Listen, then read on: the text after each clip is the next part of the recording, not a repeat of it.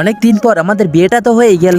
আমাদের বিয়ের একটি ছবি তুললো। আমার কাছে তো ফোন নেই, আমি কিভাবে ছবি তুলবো? তাহলে আমাদের বাচ্চাদেরকে আমরা বিয়ের ফটো কিভাবে দেখাবো? আর চিন্তা নাই, এই তো আমাদের এখানে নাগিন চলে এসেছে। না ভাই, আমাদের দুজনকে কিছু ছবি তুলে দাও। ঠিক আছে, তোমরা দাঁড়াও, আমি তোমাদের ছবি তুলে দিচ্ছি। তারপর নাগিন ছবিগুলা তুলে নিয়ে যেটা করলো সেটি দেখার আগে, এই পৃথিবীতে তোমাকে যদি কেউ নিঃস্বার্থ ভালোবেসে থাকে সেটা হলো তোমার মা। তুমিও যদি তোমার মাকে মন থেকে ভালোবাসো তাহলে লাইক বাটনটি ঠুকে দিয়ে চ্যানেলটি সাবস্ক্রাইব করে দাও। আর যদি তোমার মাকে না ভালোবাসো তাহলে লাইক সাবস্ক্রাইব কিছুই করার দরকার নেই। মাস্টার জি, আমার বিয়ে হয়ে গেছে, আমি আর পড়ালেখা করব না। আজ থেকে আমার বিবি বাচ্চাকে খেয়াল রাখতে হবে। আরে তুই আবার কাকে বিয়ে করলি? আমি তোমার মেয়েকেই বিয়ে করেছি। না না, এই বিয়ে আমি কখনো মেনে নিব না। আজ থেকে তালাক তালাক তালাক। এত তালাক তালাক করে আর কোনো লাভ নেই, আমাদের বিয়ে হয়ে গেছে। তোদের বিয়ে হয়ে গেছে, আমাকে প্রমাণ দেখা। নাগিন, তুমি এখানে চলে এসো। এই তো আমি এখানে চলে এসেছি। আমার শ্বশুরকে বিয়ের ফটোগুলি দেখিয়ে দাও। ঠিক আছে, তোমাদের বিয়ের ফটো আমি এখনই সবাইকে দেখিয়ে দিচ্ছি। তাহলে শ্বশুর আব্বা, আমি এখন যাই। তোর ছবি আমার কাছে আছে মানে তোর আমার হাতেই মৃত্যু হবে।